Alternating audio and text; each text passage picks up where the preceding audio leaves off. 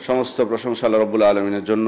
দরুদ ও সালাম বর্ষিত হোক আমাদের প্রিয় নবী, শ্রেষ্ঠ নবী মুহাম্মদুর রাসূলুল্লাহ সাল্লাল্লাহু আলাইহি ওয়াসাল্লামের উপর।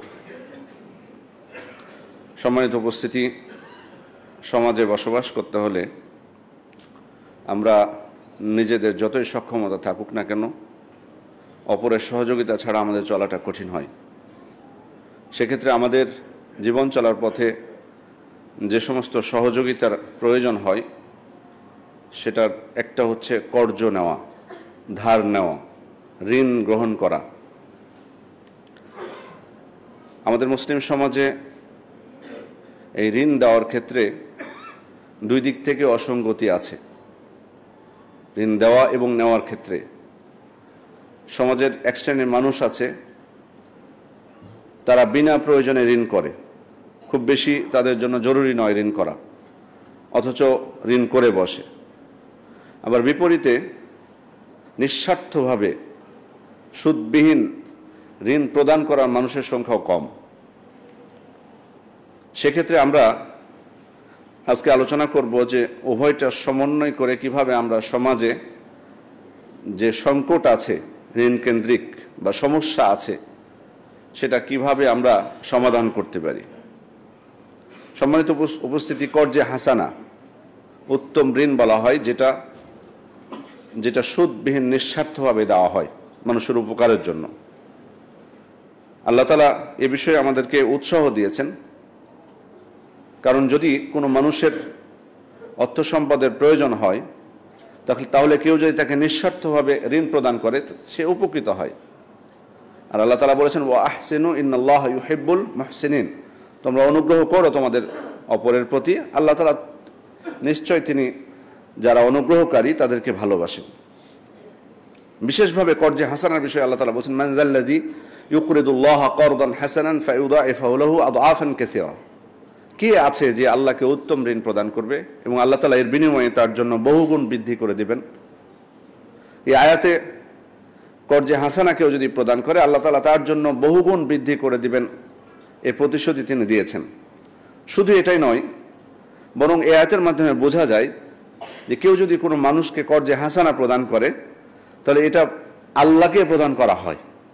আল্লাহ তাআলা তার নিজের দিকে এটাকে সম্পৃক্ত করে দিয়েছেন। দিব আমি কিন্তু বান্দাকে, কিন্তু আল্লাহ তাআলা এখানে বলছেন যে এটা আল্লাহ তাআলাকে দেওয়া হলো। এই জন্য তিনি বলছেন, কে আছে যে আল্লাহ তাআলাকে ঋণ প্রদান করবে, এর বিনিময়ে আল্লাহ তার জন্য বহুগুণ বৃদ্ধি করে দিবেন। এখানে আল্লাহ তাআলাকে আমি দিচ্ছি না, আমি দিচ্ছি বান্দাকে, কিন্তু আল্লাহ তাআলা সেটা নিজের দিকে সম্পৃক্ত করেছেন। অন্য আয়াতে আল্লাহ তাআলা বলছেন, ইন তুকরিদুল্লাহা করদান হাসানান ইউদাইফু লাকুম ওয়া ইয়াগফির লাকুম, তোমরা যদি উত্তম ঋণ প্রদান করো, আল্লাহ তোমাদের জন্য সেটাকে বৃদ্ধি করে দিবেন এবং তোমাদেরকে ক্ষমাও করে দিবেন। তাহলে এখানে কর্জে হাসানার বিশেষ সব আমরা পবিত্র কোরআন থেকে বুঝতে পারলাম। হাদিসের মধ্যে আল্লাহ রাসূল সাল্লাল্লাহু আলাইহি ওয়াসাল্লাম বলেছেন, মা মিন মুসলিমিন ইউকরিদু মুসলিমান করদান মারাতাইন ইল্লা কানা কাসাদাকাতিহা মাররা। কোনো মুসলিম যদি অপর মুসলিমকে দুইবার কর্জ দেয়, তাহলে সেটা একবার দান করার সমান সওয়াব পেয়ে যায়। অন্য হাদিসে এসেছে, ইমাম তাবরানী বর্ণনা করেছেন, আবু উমামা রাদিয়াল্লাহু আনহু বলছেন, আল্লাহ রাসূল সাল্লাল্লাহু আলাইহি ওয়াসাল্লাম বলেছেন, দাখালা রাজুলুন আল জান্নাহ, একজন ব্যক্তি জান্নাতে প্রবেশ করলেন, ফারা আলা বাবিহা মাকতুবান, তারপর তিনি তার জান্নাতের দরজায় লেখা পেলেন। কোনো বর্ণনা এসেছে সেটা আল্লাহ রাসূল সাল্লাল্লাহু আলাইহি ওয়াসাল্লাম ছিলেন নিজে, তিনি স্বপ্নে দেখেছেন এটা। তিনি নিজের স্বপ্নে দেখছেন যে জান্নাতের দরজায় লেখা আছে, আস-সাদাকা বিআশরি আমসালিহা, সাদাকার নেকি, দানের নেকি 10 গুণ বৃদ্ধি করা হয়। ওয়াল করদু বিসামানিয়াতা আশার, আর কর্জের নেকি 18 গুণ বৃদ্ধি করা হয়। কর্জে হাসানার নেকি 18 গুণ বৃদ্ধি করা হয়। তাহলে এখানে দুইটা হাদিস পেলাম। এক হাদিসে দেখলাম দানের সওয়াব বেশি, কারণ দুইবার কর্জ দিলে একবার দানের সওয়াব পাওয়া যায়। আবার এই হাদিস অনুযায়ী কর্জে হাসানার নেকি বেশি, 18 গুণ বৃদ্ধি করা হয়, আর দান বৃদ্ধি করা হয় 10 গুণ। কিভাবে সমন্বয় করবো? ওলামা ইকরাম বলছেন এটা নিয়তের উপর নির্ভর করবে। অর্থাৎ আমি হয়তোবা একজন ব্যক্তি দান করলেন 100 টাকা, আর আমি 100 টাকা কাউকে কর্জ দিলাম, আমার নিয়তটা বেশি দৃঢ় ছিল, বেশি খালেস ছিল, তো হতে পারে আমি যিনি দান করেছেন তার থেকে আমি বেশি সওয়াব, নিয়ত খালেস হওয়ার কারণে আমি সওয়াব বেশি পেয়ে যাব। অথবা আরও অন্য দিক থেকে চিন্তা করা যেতে পারে, প্রয়োজনের দিক দেখতে পারে, প্রয়োজনের দিক থেকে। অর্থাৎ আপনি 100 টাকা দান করেছেন আর আমি 100 টাকা কর্জ দিয়েছি, যাকে কর্জ দিয়েছি তার প্রয়োজনটা বেশি ছিল ওই দান করার থেকে, তখন আমি সওয়াবটা, কর্জে হাসানার সওয়াবটা বেশি পাবো। এই কারণে ব্যক্তির নিয়ত বা প্রয়োজনের উপর নির্ভর করে সওয়াবের ক্ষেত্রে পার্থক্য হতে পারে। কখনো দানের সওয়াব বেশি হতে পারে, কখনো বা কর্জে হাসানার সওয়াব বেশি হতে পারে। সম্মানিত উপস্থিতি, আল্লাহ রাসূল সাল্লাল্লাহু আলাইহি ওয়াসাল্লাম বলেছেন, আল্লাহু ফি আউনিল আবদি মা কানা আল আবদু ফি আউনি আখিহি। একজন ব্যক্তি যতক্ষণ তার বান্দার প্রয়োজনে নিয়োজিত থাকেন, আল্লাহ তাআলা তাকে তার প্রয়োজন পূরণ করেন। যতক্ষণ তার বান্দার সাহায্যে, তার ভাইয়ের সাহায্যে নিয়োজিত থাকে, আল্লাহ তাআলা তাকে সাহায্য করতে থাকেন। সুতরাং এটা কর্জে হাসানা প্রদান করাটা এটা একটা সহযোগিতা আমাদের। সুতরাং যদি আমরা সহযোগিতা করি, আল্লাহ তাআলার পক্ষ থেকে আমরা সহযোগিতা পাব। এবার আসবো আমরা কর্জে হাসানার হুকুম কি, অর্থাৎ কর্জে হাসানা প্রদান করা এটার হুকুমটা কি। সাধারণভাবে এটা সুন্নাত, সওয়াবের একটি কাজ। সাধারণ হুকুম যদি বলি, এটা সাধারণভাবে সওয়াবের কাজ। দিলে আমি যদি কাউকে কর্জে হাসানা দিই, আমি সওয়াব পাবো, না দিলে আমি সওয়াব পাবো না। তবে অবস্থা ভেদে এর হুকুম ভিন্ন হতে পারে। কোনো কোনো সময় কর্জে হাসানা দেওয়া হারাম হতে পারে। যেমন আমি নিজে যদি বুঝতে পারি যে আমি কর্জ দিলে এই টাকাটা সে হারাম পথে ব্যয় করবে, তাহলে তখন আমার কর্জে হাসানা দেওয়াটা হারাম হয়ে যাবে, তখন আমার জন্য জায়েজ নেই। আবার কোনো কোনো সময় কর্জে হাসানা দেওয়াটা মুবাহ, বৈধ হতে পারে। বৈধ কখন? যেমন ধরুন কোনো ব্যক্তি তার ব্যবসা প্রসারিত করার জন্য কর্জ চাচ্ছে, তখন আমি তাকে যদি আমি দিই, এটা বৈধ হবে। আবার কোনো কোনো সময় ওয়াজিব হতে পারে, কর্জ দেওয়াটা ওয়াজিব হয়ে যেতে পারে। তবে উলামায়ে কেরাম এক্ষেত্রে 4টা শর্ত বলেছেন। 4টা শর্তে কর্জে হাসানা দেওয়া ওয়াজিব হয়। 2টা হচ্ছে যাকে দেওয়া হচ্ছে তার ক্ষেত্রে, আর 2টা হচ্ছে যিনি দিচ্ছেন তার ক্ষেত্রে। যাকে দেওয়ার ক্ষেত্রে সেক্ষেত্রে 2টা শর্ত হলো যে ওয়াজিব হবে যদি ওনার জন্য জরুরি হয়ে যায়, মানে ঋণটা আসলে ওই সময় তার জন্য খুবই জরুরি, ঋণ নেওয়াটা, এটা হলো একটা শর্ত। 2 নম্বর শর্ত হলো যে উনার আর কোনো সুযোগ নেই, মানে এই ঋণ না নিয়ে অন্য কোনোভাবে ম্যানেজ করবেন এই সুযোগ তার নেই। অর্থাৎ কেউ তাকে সহযোগিতাও করার কেউ নেই যে নিঃস্বার্থভাবে তাকে দান করবে, অথবা ওনার অন্য কোনো এমন কোনো সম্পদ নেই যেটা তিনি বিক্রি করে তাৎক্ষণিক তার প্রয়োজন মেটাতে পারেন। কোনো দিক থেকে তার সুযোগ নেই এবং তার টাকাটা খুবই জরুরি। এটা হলো যিনি নেবেন তার ক্ষেত্রে। আর যিনি দিবেন তার ক্ষেত্রে 2টা শর্ত আছে। একটা হলো যে তিনি তার প্রয়োজন মেটানোর অতিরিক্ত তার কাছে থাকতে হবে। যিনি ঋণ দিবেন তার যে মৌলিক প্রয়োজন, সে প্রয়োজন মেটানোর অতিরিক্ত সম্পদ তার কাছে থাকতে হবে। আর 2 নম্বর শর্ত হচ্ছে যে তিনি কোনো দিক থেকে ক্ষতিগ্রস্ত হওয়ার সম্ভাবনা নেই। অর্থাৎ যাকে ঋণ দিচ্ছেন তিনি যে ফাঁকি দিবেন, ফাঁকি দেওয়ার কোনো সম্ভাবনা নেই, অথবা গড়িমসি করার কোনো সম্ভাবনা নেই। অর্থাৎ ঋণ দিয়ে তিনি ক্ষতিগ্রস্ত হবেন না। এই 4টা শর্ত যদি প্রযোজ্য হয়, উলামায়ে কেরাম বলেছেন যে তখন ঋণ দেওয়াটা ওয়াজিব হয়ে যায়। এবার আমরা আসব যারা ঋণ গ্রহণ করে তাদের ক্ষেত্রে কিছু মূলনীতি জেনে থাকা দরকার বা কিছু নির্দেশনা জেনে থাকা দরকার। যারা আমরা ঋণ নেই, গ্রহণ করি তাদের ক্ষেত্রে, ঋণ গ্রহীতার ক্ষেত্রে প্রথম বিষয় যে আমাদের আসলে চিন্তা করা দরকার, ঋণ নেওয়ার আগে আমি চিন্তা করব প্রত্যেক ব্যক্তি যে আসলে ঋণটা কি আমার খুব প্রয়োজন, ঋণ কি আমাকে নিতেই হবে, না নিলে কি খুব বেশি বড় ক্ষতি হবে। এটা আমাদের চিন্তা করা উচিত। কেন চিন্তা করা উচিত? কারণ ঋণটা কিন্তু একটা অনেক বড় বোঝা। আর এই জন্য আল্লাহ রাসূল সাল্লাল্লাহু আলাইহি ওয়াসাল্লাম ঋণ থেকে সর্বদা আল্লাহ তাআলার কাছে আশ্রয় প্রার্থনা করতেন। আল্লাহুম্মা ইন্নী আউযু বিকা মিনাল মা'সামি ওয়াল মাগরাম, হে আল্লাহ আপনি আমাকে পাপ থেকে এবং ঋণের বোঝা থেকে আপনার কাছে আমি আল্লাহ আশ্রয় চাচ্ছি। তাহলে যে জিনিস থেকে আল্লাহ রাসূল সাল্লাল্লাহু আলাইহি ওয়াসাল্লাম আশ্রয় চেয়েছেন, সেটা কেন আমি আমার নিজের ঘাড়ের উপর ঝুলাবো, কেন আমি নিজের উপর চাপিয়ে নেব? এই জন্য চিন্তা করা দরকার। আল্লাহ রাসূল সাল্লাল্লাহু আলাইহি ওয়াসাল্লাম যেহেতু দোয়া করতেন, তিনি কেন এই দোয়া করতেন, ঋণ থেকে কেন তিনি আল্লাহ তাআলার কাছে আশ্রয় চাইতেন ঋণের বোঝা থেকে, তিনি ব্যাখ্যা করেছেন। সহিহ মুসলিমের বর্ণনা, ইন্না রাজুলা ইযা গারিমা হাদ্দাসা ফাকাযাবা ওয়া ওয়াআদা ফাআখলাফা। কারণ মানুষ যখন ঋণগ্রস্ত হয় তখন কথা বললে সে মিথ্যা বলে, আর প্রতিশ্রুতি দিলে সে প্রতিশ্রুতি ভঙ্গ করে। ঋণগ্রস্ত যখন হয়ে যায়, আমি নিজেও ব্যক্তিগতভাবে এমন মানুষ পেয়েছি, তার মধ্যে অনেক সততা ছিল, অনেক আমানতদারিতা ছিল। অতিরিক্ত ঋণ গ্রহণের ফলে তার মধ্যে পরিবর্তন এসেছে তার জীবনের মধ্যে। তো এটা কিন্তু সাবধান। এজন্য ঋণ গ্রহণ করার ফলে আল্লাহ রাসূল সাল্লাল্লাহু আলাইহি ওয়াসাল্লাম যেটা ব্যাখ্যা করেছেন যে মানুষ কথা বললে মিথ্যা বলে আর ওয়াদা করলে খেলাফ করে। এজন্য আল্লাহ রাসূল সাল্লাল্লাহু আলাইহি ওয়াসাল্লাম বেশি বেশি ঋণের বোঝা থেকে আশ্রয় প্রার্থনা করতেন। তাহলে 1 নম্বর হচ্ছে আমি ভাববো যে আমার আসলে ঋণ প্রয়োজন আছে কিনা, অযৌক্তিকভাবে নিজের ঘাড়ে এটা চাপিয়ে নিব না। 2 নম্বর হচ্ছে ঋণ গ্রহণের সময় আমার অবশ্যই দৃঢ় সংকল্প থাকতে হবে যে আমি এটা পরিশোধ করব। এই নিয়তে আমি ঋণ গ্রহণ করব। নেওয়ার সময় যাতে আমার না হয় যে আমি ফাঁকি দিব। ঋণ পরিশোধের সংকল্প নিয়ে আমাকে ঋণ গ্রহণ করতে হবে। কারণ ঋণ জিনিসটা এটা কিন্তু খুব মারাত্মক বিষয়। কারণ আল্লাহ রাসূল সাল্লাল্লাহু আলাইহি ওয়াসাল্লাম বলছেন, নাফসুল মুমিনি মুআল্লাকাতুন বিদাইনি হাত্তা ইউকদা আনহু। মুমিনের আত্মা ঋণের সাথে ঝুলন্ত থাকে যতক্ষণ না সে ঋণ পরিশোধ করা হয়, তার ব্যাপারে ফায়সালা করা হয় না। সুনান ইবনে মাজার বর্ণনা। অন্য হাদিসে আল্লাহ রাসূল সাল্লাল্লাহু আলাইহি ওয়াসাল্লাম বলছেন, ইউগফারু লিশ-শাহীদ কুল্লু যামবিন ইল্লা আদ-দাইন। শহীদের সব পাপ আল্লাহ তাআলা ক্ষমা করে দেন ঋণ ছাড়া। সাদ ইবনে আতওয়াল বলছেন যে আমার ভাই মারা গেল, তো তিনি 300 দিরহাম রেখে গেছিলেন, তার পরিবার ছিল। ফাআরাদতু আন উনফিকাহা আলা ইয়ালিহি। তো আমি চিন্তা করলাম যে 300 দিরহাম তিনি রেখে গেছেন এটা তার পরিবারেই খরচ করব। ফাকাল নবী সাল্লাল্লাহু আলাইহি ওয়াসাল্লাম, রাসূল সাল্লাল্লাহু আলাইহি ওয়াসাল্লাম বললেন, ইন্না আখাকা মুহতাবাসুন বিদাইনিহি ফাকদি আনহু। আল্লাহ রাসূল সাল্লাল্লাহু আলাইহি ওয়াসাল্লাম বললেন যে তোমার ভাই ঋণের কারণে আটকে গেছে, তুমি তার পক্ষ থেকে ঋণটা পরিশোধ করে দাও। তাহলে সম্মানিত উপস্থিতি, ঋণটা কত ভয়ানক জিনিস। আল্লাহ রাসূল সাল্লাল্লাহু আলাইহি ওয়াসাল্লামের কাছে একটা জানাজা নিয়ে আসা হলো, তাকে বলা হলো আল্লাহ রাসূল জানাজা পড়ুন। তিনি জিজ্ঞেস করলেন যে এই ব্যক্তির ঋণ আছে কিনা। বললেন যে না, তার উপর ঋণ নেই। তখন আল্লাহ রাসূল সাল্লাল্লাহু আলাইহি ওয়াসাল্লাম তার জানাজা পড়লেন। আরেকজন ব্যক্তিকে নিয়ে আসা হলো, তিনি জিজ্ঞেস করলেন তার কোনো ঋণ আছে কিনা। বলা হলো ঋণ আছে। বললেন পরিশোধ করার মতো সম্পদ আছে, বলে আছে। তখন তার জানাজা তিনি পড়লেন। তৃতীয় আরেকজনকে নিয়ে আসা হলো, আল্লাহ রাসূল সাল্লাল্লাহু আলাইহি ওয়াসাল্লাম আবার জিজ্ঞেস করলেন তার ঋণ আছে কিনা। তো তার বললেন যে হ্যাঁ ঋণ আছে। বলে অন্য কোনো সম্পদ আছে, বলে নাই। তখন রাসূল সাল্লাল্লাহু আলাইহি ওয়াসাল্লাম বলছেন, সল্লু আলা সাহিবিকুম, তোমরা তোমাদের সাথীদের জানাজার সালাত পড়ো, মানে আমি পড়বো না। ঋণগ্রস্ত হওয়ার কারণে আল্লাহ রাসূল সাল্লাল্লাহু আলাইহি ওয়াসাল্লাম জানাজা পড়েননি। তখন আবু কাতাদা রাদিয়াল্লাহু আনহু তিনি বলেন, আল্লাহ রাসূল আমি তার ঋণটা পরিশোধ করার দায়িত্ব নিচ্ছি, আপনি জানাজা পড়ুন। তখন আল্লাহ রাসূল সাল্লাল্লাহু আলাইহি ওয়াসাল্লাম জানাজা পড়লেন। তাহলে দেখুন ঋণ জিনিসটা কেমন, যে আমি যদি ঋণগ্রস্ত হয়ে মারা যাই, যে আল্লাহ রাসূল সাল্লাল্লাহু আলাইহি ওয়াসাল্লাম এমন ব্যক্তি জানাজা তিনি পড়তে চাননি, তাহলে এটা সহজ বিষয় নয়। অন্য হাদিসে আল্লাহ রাসূল সাল্লাল্লাহু আলাইহি ওয়াসাল্লাম বলছেন, সহিহ বুখারীর বর্ণনা, আইয়ুমা রাজুলিন তাদায়্যানা দাইনান ওয়া হুয়া মুজমিউন আল্লা ইউফিয়াহু ইয়্যাহ লাকি আল্লাহ সারিকান। কেউ যদি এই মনোভাব নিয়ে ঋণ গ্রহণ করে যে সে পরিশোধ করবে না, এই নিয়তে কেউ যদি ঋণ গ্রহণ করে যে সে আর পরিশোধই করবে না, এরকম মানুষ কিন্তু আমাদের সমাজে আছে। ঋণ নেওয়ার সময় ফাঁকি দেওয়ার নিয়তে ঋণ গ্রহণ করে।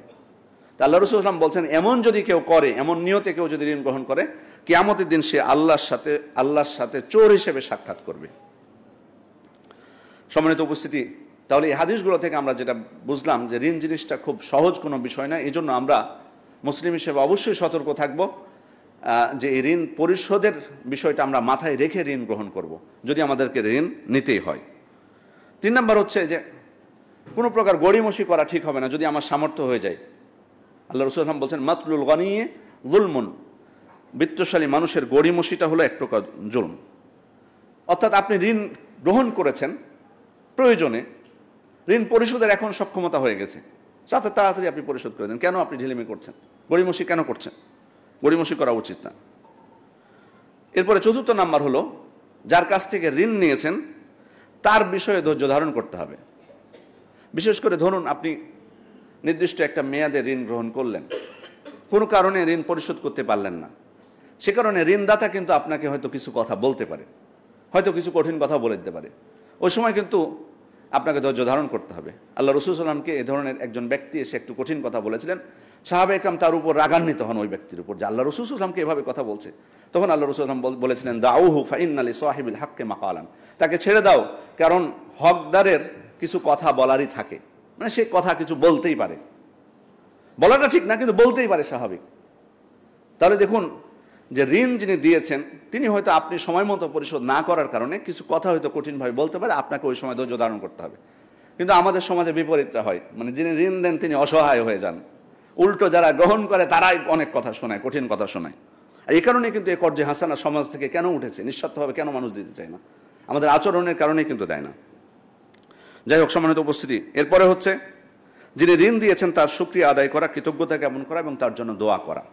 আল্লাহ রাসূল সাল্লাল্লাহু আলাইহি ওয়াসাল্লাম ঋণ পরিশোধ করার পর ঋণদাতার জন্য দোয়া করে বলেছিলেন, বারাকাল্লাহু লাকা ফি আহলিকা ওয়া মালিকা, আল্লাহ তাআলা তোমার পরিবার পরিজন এবং সম্পদে বরকত দান করুন। তারপর বললেন, ইন্নামা জাযাউস সালাফি আল ওয়াফা ওয়াল হামদ, ঋণের প্রতিদান হলো সময় মতো পরিশোধ করা এবং তার কৃতজ্ঞতা জ্ঞাপন করা। সুতরাং আমি যদি ঋণ কারো কাছ থেকে নিই, এটার প্রতিদান কি? আমি সময় মতো পরিশোধ করব এবং তার কৃতজ্ঞতা জ্ঞাপন করব।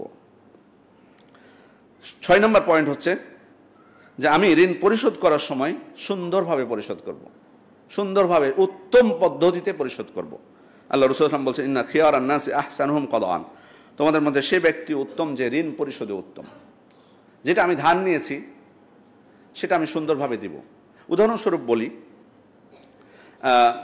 এটার অর্থ কিন্তু ঋণ পরিশোধে উত্তম বলতে মানে এটা সুদ কিন্তু বোঝায়নি, অর্থাৎ আগে থেকে চুক্তি করা থাকবে, বিষয়টা কিন্তু এমন না।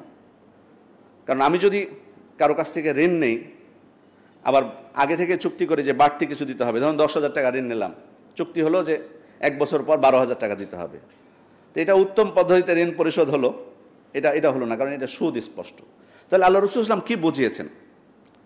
এটা হলো যে অগ্রিম চুক্তি ছাড়াই, আগে কোনো চুক্তি হবে না, ঋণ দিবেন উনি নিঃস্বার্থভাবে, কিন্তু পরিশোধ করার সময় আপনি সুন্দরভাবে কিছু বাড়তি যদি দেন আপনার স্ব ইচ্ছায়, কোনো প্রকার ইঙ্গিত ছাড়াই, তাহলে এটা জায়েজ, তখন এটা জায়েজ হবে যদি উনি নিজে থেকে দেন। কিন্তু অগ্রিম যদি কোনো চুক্তি থাকে অথবা কোনো আকার ইঙ্গিত দেন যে ভাই অনেক দিন তো টাকাটা ফেলে রাখলেন, হয়তো বলেনি সরাসরি যে 2,000 টাকা বাড়তি দিতে হবে, বললো যে অনেক দিনই তো রাখলেন আপনার কাছে, টাকাটা তো অনেক দিনই পড়ে থাকলো, তার মানে কি এখানে বোঝাতে চাচ্ছে যে টাকাটা পড়ে থাকলো, কিছু এর সাথে বাড়িয়ে দাও, এগুলো না।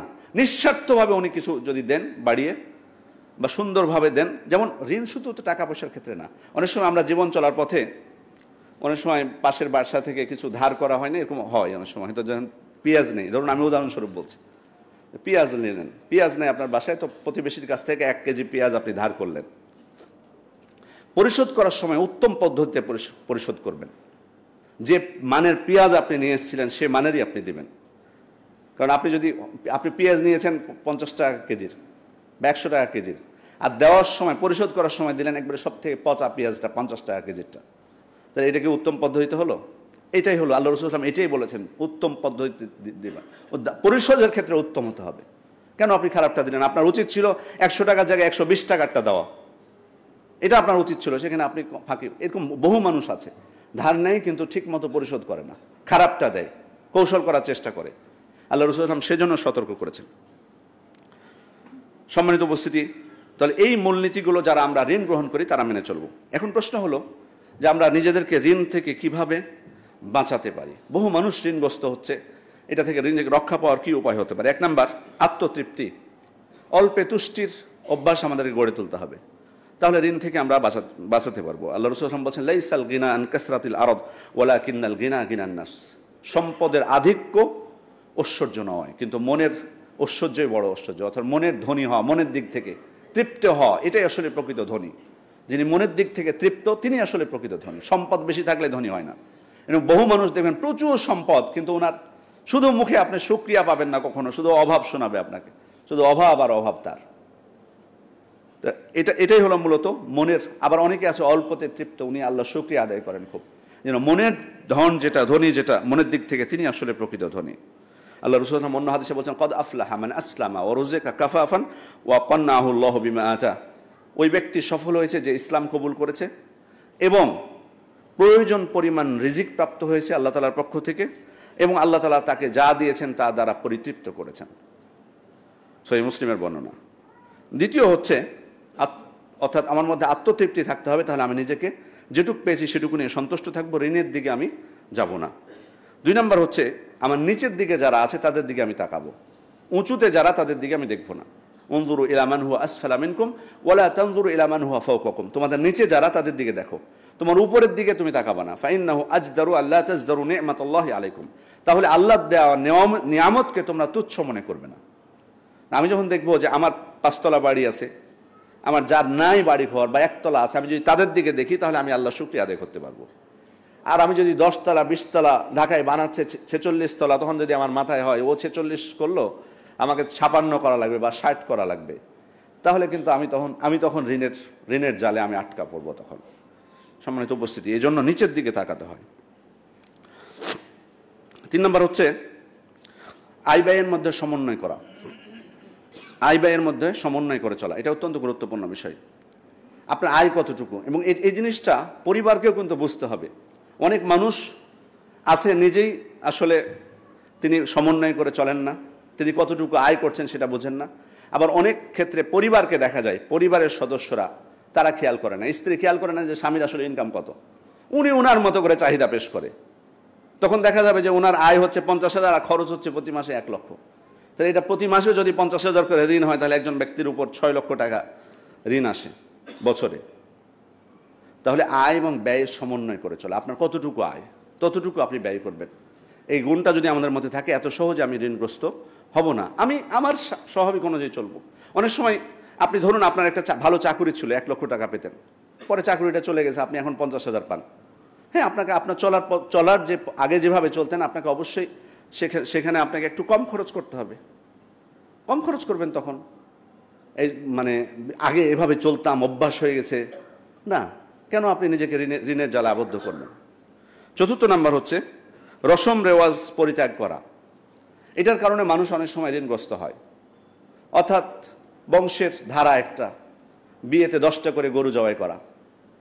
এখন আপনি আপনার সামর্থ্য আছে কিনা, ভালো কথা, গরিব মানুষকে আপনি খাওয়ান, যদি এমন হয় উদ্দেশ্য ভালো, আপনার বংশে যে বিয়ে করেছে 10টা করে গরু জবাই করেছে, আপনি পারলে ভালো। কিন্তু যদি আপনার নাই সামর্থ্য, কিন্তু যেহেতু বংশীয় ধারা, বংশের ঐতিহ্য, এটা আমাদের রক্ষা করতে হবে, না, ঋণগ্রস্ত হবেন আপনি। আপনার সামর্থ্য নেই, একটার হলে আপনি একটা দেন, কে বলেছে আপনাকে? একটা ছাগল হলে আপনি একটা ছাগলই দেন।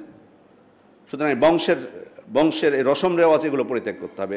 কুরবানির ক্ষেত্রেও আমরা অনেক মানুষকে দেখতে পাই, এটা বহু চাকুরি নাই, উনি অভাবগ্রস্ত, অথচ দেখা যাবে যে ঋণ করে বিশাল বড় গরু অথবা একাধিক গরু দিচ্ছে। কেন, কি প্রয়োজন ছিল? আপনি ছাগল দিয়ে দিতে পারতেন না?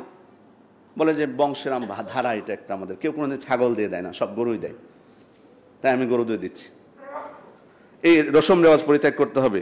এরপরে হলো যে সমস্ত আমলের মাধ্যমে বরকত আসে সম্পদে, সে সমস্ত আমল আমাদেরকে করতে হবে। যেমন তাকওয়া, আল্লাহ ভীতি, এর মাধ্যমে আল্লাহ তাআলা সম্পদে বরকত দান করেন। সকালবেলার কাজে আল্লাহ তাআলা বরকত দান করেন। দোয়া করা, স্বাভাবিকভাবে আল্লাহ তাআলার কাছে দোয়া করব আমরা, এটা অত্যন্ত গুরুত্বপূর্ণ বিষয়, বিশেষ করে ঋণের বোঝা থেকে যাতে আল্লাহ আমাদেরকে রক্ষা করেন। যেমন একটা দোয়ার কথা বলেছি, আরেকটি দোয়া আল্লাহ রাসূল সাল্লাল্লাহু আলাইহি ওয়াসাল্লাম শিখিয়েছেন, আল্লাহুম্মা ইন্নী আউযু বিকা মিন গলাবাতিদ দাইন ওয়া গলাবাতিল আদু ওয়া শামাতাতিল আদা। এই দোয়াটিও আমরা করতে পারি। এখানে ঋণের বোঝা থেকে আল্লাহ তাআলার কাছে আশ্রয় চাওয়া হয়েছে। এরপরে হচ্ছে সর্বশেষ যে পয়েন্টটি, সেটা হলো বিশেষ করে যারা অনেক ঋণ করেন, বিশেষ করে ব্যবসায়িক ভাইয়েরা, তাদের দৃষ্টি আকর্ষণ করব। সেটা হলো অনেক সময় নিজের সকল সম্পত্তি মানে বন্ধক দিয়ে তারা ঋণ নেন প্রচুর পরিমাণে ব্যবসাকে প্রসার করার জন্য। এক্ষেত্রে আমরা একটু চিন্তা করা উচিত যে আমি যদি এখনই মারা যাই, কি অবস্থা হতে পারে। এই জিনিসটা সবসময় মাথায় রাখবেন। আপনার দেখুন, মৃত্যু যার যে সময়ে এটা নির্ধারিত, এটা আমরা রক্ষা করতে পারবো না, কিন্তু এবং একজন ব্যক্তি, বিশেষ করে পরিবারের যিনি রক্ষক, উনি মারা গেলে স্বাভাবিকভাবে সাময়িক পরিবারের তার স্ত্রী বা তার সন্তানরা কিন্তু একটু অসহায় হয়ে যায়, এটা আমরা জানি, শোকার্ত হয়। আপনি মারা গেলে আপনার পরিবার শোকার্ত হবে। এর উপরে যদি আপনি এমন কিছু রেখে যান যেটার কারণে তারা বিব্রত বোধ করবে, তাদের উপর ঋণের বোঝা চাপবে, তারা সমস্যার মধ্যে পড়বে, এই জিনিসটা একটু চিন্তা করা উচিত। ঋণ নেওয়ার সময় আপনি ব্যবসাকে প্রসার করুন, বৈধ, সমস্যা নেই, আপনি ব্যবসায়িক হন, কিন্তু আপনি চিন্তা করবেন আপনি এখন মারা গেলে আপনার পরিবার যাতে অসহায় না হয়, তাদের উপর যাতে বাড়তি কোনো কষ্ট না আসে। এমনিতেই আপনাকে হারিয়ে তারা শোকার্ত, এরপরে যদি আরও অন্য কোনো কিছু তাদের বোঝা বহন করতে হয়, এটা তাদের জন্য আরও কঠিন হয়ে যাবে। সম্মানিত উপস্থিতি, এই দিকটা আমরা খেয়াল করার চেষ্টা করব। এরপরে আমরা আসব, যিনি ঋণ দেন তার ক্ষেত্রে কিছু নির্দেশনা আছে, ঋণ যিনি প্রদান করেন। প্রথমত হলো, সম্মানিত উপস্থিতি, আমরা যদি আসলে কোনো মুসলিম ব্যক্তি আমরা দেখব যিনি ঋণ চাচ্ছেন তিনি আসলে অভাবগ্রস্ত কিনা। যদি আমরা বুঝতে পারি যে ব্যক্তি আসলে অভাবী, তাহলে আমরা আন্তরিকভাবে চেষ্টা করব তাকে কিছু ঋণ দিয়ে সহযোগিতা করার জন্য। কারণ আল্লাহ রাসূল সাল্লাল্লাহু আলাইহি ওয়াসাল্লাম বলেছেন, মান নাফাসা আন মুমিনিন কুরবাতাম মিন কুরাবিদ দুনিয়া নাফাসাল্লাহু আনহু কুরবাতাম মিন কুরাবি ইয়াউমিল কিয়ামা। কোনো ব্যক্তি যদি তার মুসলিম ভাইয়ের দুনিয়ার কোনো একটা বিপদ দূর করেন, আল্লাহ তাআলা কিয়ামতের দিন তার বিপদ দূর করে দেবেন। তাহলে দুনিয়াতে যদি আমরা বুঝতে পারি যে আসলেই এই ব্যক্তি অসহায়, তাহলে আমরা আন্তরিকভাবে চেষ্টা করব তার বিপদটা দূর করার জন্য, তাকে সহযোগিতা করার জন্য। দ্বিতীয় বিষয় হচ্ছে, ঋণ গ্রহীতার সাথে অবশ্যই আপনার চুক্তি হবে যে কখন সে ঋণ পরিশোধ করবে।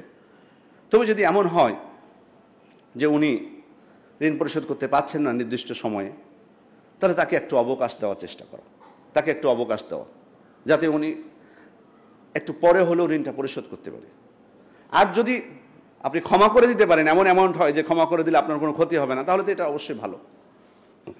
আল্লাহ তাআলা বলছেন, ওয়া ইন কানা যু উসরাতিন ফানাযিরাতুন ইলা মাইসা, যদি অসচ্ছল হয় তাহলে সচ্ছলতা পর্যন্ত তোমরা কি দাও, অবকাশ দাও। ওয়া আন তাসাদ্দাকু খায়রুল লাকুম, আর যদি সম্পূর্ণটাই তোমরা দিয়ে দিতে পারো, তাকে মাফ করে দিতে পারো, এটা তোমাদের জন্য আরও ভালো। আল্লাহ রাসূল সাল্লাল্লাহু আলাইহি ওয়াসাল্লাম বলছেন, মান আনযারা মু'সিরান আও ওয়াদাআ লাহু আযাল্লাহু আল্লাহু ইয়াওমাল কিয়ামা তাহতা যিল্লি আরশিহি ইয়াওমা লা যিল্লা ইল্লা যিল্লুহু। কেউ যদি তার ভাইকে অসচ্ছল যে তাকে অবকাশ দেয় অথবা তাকে ক্ষমা করে দেয়, আল্লাহ তাআলা কিয়ামতের দিন তার আরশের ছায়া তাকে আশ্রয় দিবেন, যেদিন তার ছায়া ছাড়া অন্য কোনো ছায়া থাকবে না। সহিহ মুসলিমের একটি বর্ণনা এসেছে একজন ব্যক্তির কথা, হুসিবা রাজুলুন মিম্মান কানা ক্বাবলাকুম, তোমাদের পূর্বের এক ব্যক্তি ছিলেন, তার হিসাব নেওয়া শুরু হলো, ফালাম ইউজাদ লাহু মিনাল খায়রি শাইউন, হিসাব নেওয়ার সময় তার ভালো কোনো আমল খুঁজে পাওয়া যাচ্ছিল না, সব পাপ, কোনো ভালো কাজ পাওয়া যাচ্ছিল না। ইল্লা আন্নাহু কানা ইউখালিতুন নাস ওয়া কানা মুসিরান ফাকানা ইয়া'মুরু গিলমানাহু আন ইয়াতাজাওয়াজু আনিল মুসির, তবে তিনি মানুষের সাথে লেনদেন করতেন আর তিনি সচ্ছল ছিলেন। তো তিনি তার কর্মচারীদেরকে বলেছিলেন যে কোনো যদি অসচ্ছল ব্যক্তি আসে তাহলে তাকে মাফ করে দিও তোমরা। এই একটা ভালো কাজ তার পাওয়া গেল। তা আল্লাহ তাআলা বললেন যে আমি তো তার চেয়ে বেশি উপযোগী, অর্থাৎ সে আমার বান্দাকে ক্ষমা করে, ক্ষমার দিক থেকে তো আমি তো বেশি হকদার, সুতরাং আমিও তাকে আজকে তার সমস্ত পাপ ক্ষমা করে দিলাম। শুধু একটা ভালো কাজ থাকার কারণে আল্লাহ তাআলা তার সমস্ত পাপকে ক্ষমা করে দিবেন, যে তিনি অসচ্ছল ব্যক্তিদেরকে অবকাশ দিতেন। সুতরাং এটা আমরা করার চেষ্টা করব। 3 নম্বর মূলনীতি হচ্ছে, যে সময়ের মধ্যে আপনি ঋণটা, যেটা চুক্তি হয়েছিল যে সময়ের মধ্যে পরিশোধ করবে, সে সময়ের আগে আপনি তার কাছ থেকে চাইতে পারবেন। ধরুন আপনি একজন ব্যক্তিকে ঋণ দিয়েছেন, আগামী ডিসেম্বরের মধ্যে পরিশোধ করতে হবে, তা আপনার যে কোনো কারণে হোক নভেম্বরে হঠাৎ করেই প্রয়োজন হয়ে গেছে টাকাটার, আপনি যাকে ঋণ দিয়েছেন তাকে বলতে পারবেন, তার কাছে চাইতে পারবেন যে ভাই টাকাটাকে এখন অগ্রিম দেওয়া যাবে কিনা, আপনার সাথে তো চুক্তি হয়েছিল ডিসেম্বর, এখন আমার টাকাটা খুব প্রয়োজন হয়ে গেছে, চাইতে পারেন আপনি। তবে অবশ্যই বিনয়ের সাথে চাইতে হবে, কঠিনভাবে নয়। আল্লাহ রাসূল সাল্লাল্লাহু আলাইহি ওয়াসাল্লাম বলছেন, মান তালাবা হাক্কান ফালিয়াতলুবহু ফি আফাফিন ওয়াফিন আও গায়রা ওয়াফিন, সুনান ইবনে মাজার বর্ণনা। অর্থাৎ কেউ যদি তার পাওনা চায় তাহলে যেন সে বিনীতভাবে চায়, তা মানে সে পরিশোধ করুক বা নাই করুক। তাহলে আমাদের পাওনা আমরা অগ্রিম চাইতে পারি, জায়েজ আছে, কিন্তু কোনোভাবেই যাতে কঠিনভাবে না বলা হয়, বিনীতভাবে চাইতে হবে। যদি পারে উনি পরিশোধ করবে, না পারলে করবে না। এরপরে হচ্ছে সমস্ত সুদকে পরিত্যাগ করা, যে কোনো প্রকার সুদ, যারা আমরা ঋণ দিব কোনোভাবে যাতে সুদের সাথে সম্পৃক্ত না হয়। কারণ শরীয়তের একটা গুরুত্বপূর্ণ মূলনীতি হচ্ছে কুল্লু করদিন জাররা নাফআন ফাহুয়া রিবা, প্রত্যেকটা কর্য যেখানে উপকারের সংশ্লিষ্টতা আছে, উপকার আছে, সেটাই হচ্ছে সুদ। এ উপকার টাকা পয়সা হতে পারে, অন্য সম্পদ হতে পারে, যে কোনো প্রকার উপকার হতে পারে, টাকা পয়সা সাধারণভাবে। যেমন আমি উদাহরণস্বরূপ বলি, ধরুন আপনি একজন ব্যক্তিকে, আপনি আমাকে ঋণ দিয়েছেন, নিঃস্বার্থভাবে দিয়েছেন, কোনো প্রকার সুদের চুক্তি ছাড়াই। এখন আপনি যখন আমাকে ঋণ দিলেন 10,000 টাকা বা 10 লক্ষ টাকা, আপনি আমাকে বললেন না যে 10 লক্ষর উপরে লাগবে, কিন্তু হয়তো আমি উদাহরণস্বরূপ বলছি যে আমি হয়তো বা গাড়ি চালাই রাস্তায় অথবা রিক্সা চালাই। তো আপনি একদিন আমাকে দেখে আমার রিক্সায় উঠলেন, গেলেন আপনার গন্তব্যস্থলে, তারপর নেমে চলে গেলেন, আপনি ভাড়াটা আমাকে দিলেন না। কেন দিলেন না? কারণ যেহেতু এত টাকা আপনার কাছ থেকে আমি ঋণ নিয়েছি এবং আপনি আমাকে কর্জে হাসানা দিয়েছেন, কোনো প্রকার সুদও আমি দিব না আপনাকে, তো একদিন রিক্সায় চড়েছি, একটু উপকার নিলাম, সমস্যাটা কোথায়, এই মনে করে আপনি কিন্তু দিলেন না। এই যে উপকারটুকু নিলেন ঋণের কারণে, এটাই কিন্তু সুদ, এটাও সুদ। যে একবারে নগদ টাকা হতে হবে এমন কোনো বিষয় না। এই জন্য আমাদের সমাজে সুদ সরাসরি না নিয়ে বিভিন্ন কৌশল অবলম্বন করা হয়। এই যে অনেকে আপনারা বলেন, প্রশ্ন করেন বন্ধক নেওয়া যাবে কিনা। আসলে বন্ধক জিনিসটা তো শরীয়তে জায়েজ, বাট আমাদের দেশে যেটা হয়েছে এটা তো আসলে বন্ধক না, এটা স্পষ্ট সুদ। এই জন্য আমরা প্রথম আমাকে যখন বলতো বন্ধক, তখন আমি বুঝতাম না, বন্ধক তো জায়েজ, কিন্তু যে চিত্র আমাদের সমাজে দেশে, এটা তো বন্ধক না, এটা স্পষ্ট সুদ। হ্যাঁ, জমি বন্ধক দেওয়া যেতে পারে, জমির দলিল আপনি দিয়ে আসবেন তাকে, মূল দলিলটা, আপনি ঋণ দিচ্ছেন কাউকে, হ্যাঁ, আপনার যদি প্রয়োজন হয় বন্ধক রাখার, আপনি যদি মনে করেন দরকার আছে, ব্যাংক যেমনটা করে, সেক্ষেত্রে তার দলিলটা, মূল দলিলটা আপনি নিতে পারেন, এটা জায়েজ, এটা নিতে পারবেন। কিন্তু আপনি তার কাছ থেকে জমি নিয়ে আপনি চাষাবাদ করবেন, ফসল আবাদ করবেন, দুইটা থেকে আপনি ভক্ষণ করবেন, এরপরে যখন উনি ঋণ পরিশোধ করবে তখন জমি ফেরত দিয়ে দিবেন। তা আপনি যে এতদিন খেলেন ওই যে জমির ফসল, এটা তো স্পষ্ট সুদ, এবং এটা এমন একটা সুদ যে ব্যাপারে কোনো সন্দেহ নাই। আমাদের সমাজে অনেক সুদের ক্ষেত্রে সন্দেহ, একটু অনেকে বলেন এটা জায়েজ, অনেকে না জায়েজ, কিন্তু এই প্রকার যেটা করা হয় এখানে কোনো প্রকার সন্দেহ নেই। আবার এটাকে জায়েজ করার জন্য আরও কিছু পদ্ধতি বের হয়েছে, আমি দেখলাম আরও কিছু পদ্ধতি বের হয়েছে, মানে কিছু টাকা ওনাকে একটু কম করে দেয়, জমি ভোগ করে ঠিক, কিন্তু ওই ব্যক্তিকে এই ধরনের আরও কিছু বের হয়েছে, অনেক কিছু প্রশ্ন এসছে। ভাই, আমাদের মানুষকে আপনি হয়তো ফাঁকি দিতে পারেন, আপনি কৌশল করতে পারেন, আপনার কৌশলের কাছে আমি হেরে যেয়ে হয়তো আমি আপনাকে ভুল ফতোয়াও দিয়ে দিতে পারি যে হ্যাঁ জায়েজ, সমস্যা নেই, কিন্তু আল্লাহ তাআলাকে আপনি বোঝাতে পারবেন আপনি এত কৌশল বের করছেন? এটা তো বেশি খারাপ। সুদ গ্রহণ করা এটা তো হারাম, আপনি হারাম জেনে খাচ্ছেন, এটা এক জিনিস, আর আপনি সেটাকে হালাল বানানোর চেষ্টা করছেন, এটা সব থেকে নোংরাম, এটা সব থেকে খারাপ। এটা আল্লাহ তাআলার বিধান হারাম, ওই বিধানকে আপনি হালাল করার চেষ্টা করছেন। সুতরাং কোনোভাবেই যাতে আমরা যারা ঋণ দিই, ঋণ গ্রহণ করি, সুদের সাথে সংশ্লিষ্ট না হই। আল্লাহ তাআলা আমাদেরকে তৌফিক দান করুন। বারাকাল্লাহু লানা ওয়া লাকুম ফিল কুরআনিল মাজিদ ওয়া নাফা'নি ওয়া ইয়াকুম বিমা ফীহি ওয়া বিস-সুন্নাতিল মুস্তাবিনা আল আয়াতি ওয়া যিকরিল হাকীম। আকুলু মা তাসমাউন ওয়া আস্তাগফিরুল্লাহ লি ওয়া লাকুম ওয়া লিজামিল মুসলিমিনা মিন কুল্লি যামবিন ফাস্তাগফিরুহু ওয়া তুবু ইলাইহি ইন্নাহু হুয়াত তাওয়াবুর রাহিম।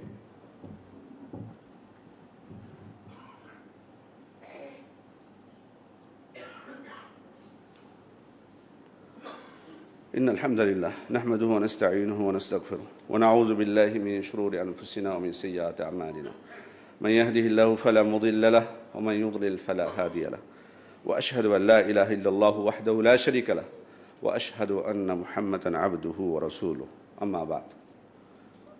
সম্মানিত মুসল্লিবৃন্দ, কিছুক্ষণ আগেই, জুমার কিছুক্ষণ আগেই আমরা সংবাদ পেলাম যে আমাদের দেশে, বিশেষ করে ঢাকা বিভাগে প্রচণ্ড ভূমিকম্প হয়েছে এবং আশপাশেও অনুভূত হয়েছে, হয়তো সিলেটেও আপনারা অনেকে অনুভব করেছেন। এবং আমরা কিছুক্ষণ আগে দেখলাম ভূমিকম্পে বেশ কয়েকজন ঢাকায় নিহত হয়েছেন। আমরা দোয়া করি তাদের জন্য, আল্লাহ যেন তাদেরকে শহীদ হিসেবে কবুল করে নেন। যদি তারা মুসলিম হয়ে থাকেন, আল্লাহ যেন তাদেরকে শহীদ হিসেবে কবুল করে নেন। আমরা দোয়া করবো, এবং যারা ক্ষতিগ্রস্ত হয়েছে আল্লাহ যেন তাদেরকে, তাদের অভাব, তাদের ক্ষতি আল্লাহ যাতে পূর্ণ করে দেন। আল্লাহ তাআলা আমাদেরকে যেন হেফাজত করেন। এই ভূমিকম্প কিন্তু আল্লাহ তাআলা কিন্তু আমাদেরকে ভীতি প্রদর্শনের জন্য অনেক সময় ভূমিকম্প দেন, হক এবং বাতিলের মধ্যে পার্থক্য করার জন্য দেন, বান্দার পাপের কারণে আল্লাহ তাআলা ভূমিকম্প দেন। এই জন্য সতর্ক থাকতে হবে। এটা আল্লাহ তাআলার পক্ষ থেকে গজব। এটা তো হালকা হয়েছে, হয়তো কয়েকটা বিল্ডিং ধসে পড়েছে, কিন্তু আমরা ইতিপূর্বে কঠিন কঠিন ভূমিকম্প দেখেছি পার্শ্ববর্তী দেশগুলোতে। আমাদের হবে না এটা কিভাবে আমরা বুঝলাম? এর থেকে যে কঠিন হবে না আমরা বুঝলাম কি করে? সতর্ক থাকতে হবে। আল্লাহ তাআলা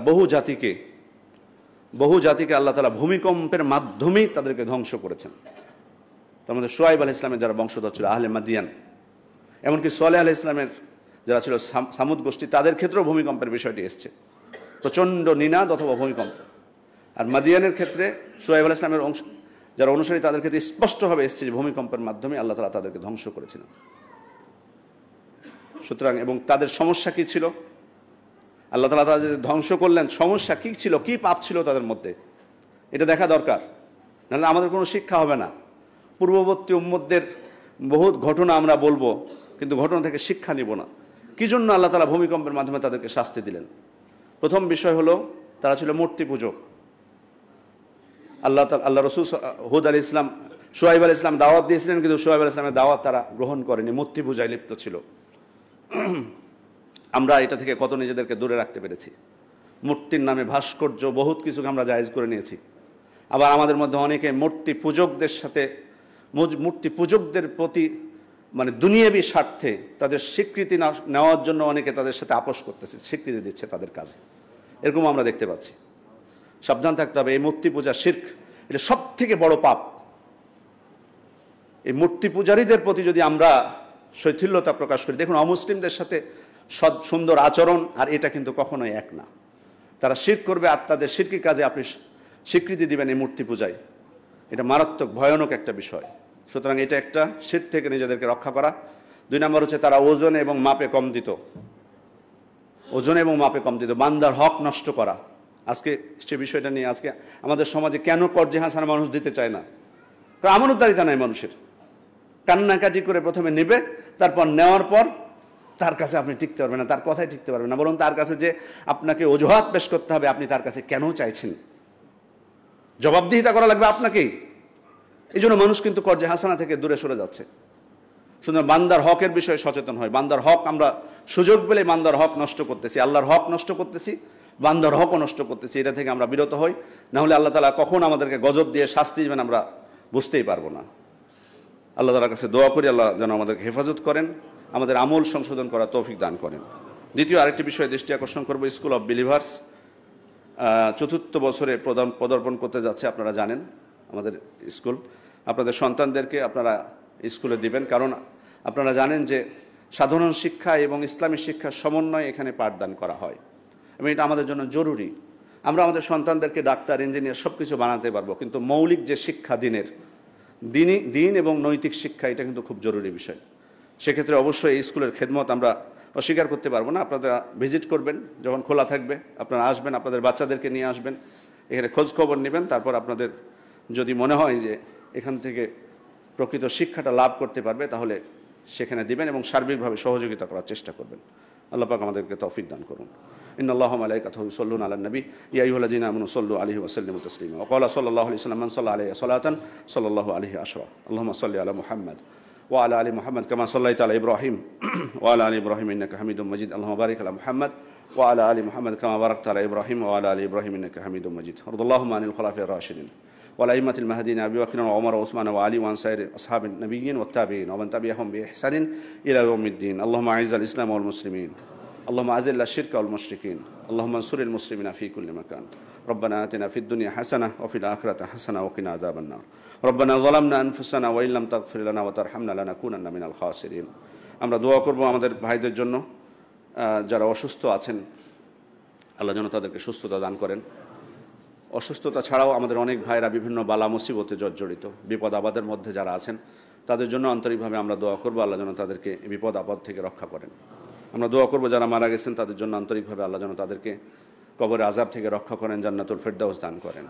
ইবাদাল্লাহ ইরহামুকুমুল্লাহ, ইন্নাল্লাহা ইয়া'মুরু বিল আদলি ওয়াল ইহসান ওয়া ইতাইযিল কুরবা ওয়া ইয়ানহা আনিল ফাহশাই ওয়াল মুনকারি ওয়াল বাগyi ইয়া'iদুকুম লা'আল্লাকুম তাযাক্কারুন ফাযকুরুল্লাহা ইয়াযকুরকুম ওয়াদউহু ইস্তাজিব লাকুম ওয়া লাযিকরুল্লাহি আকবার ওয়াল্লাহু ইয়া'লামু মা তাসনাউন।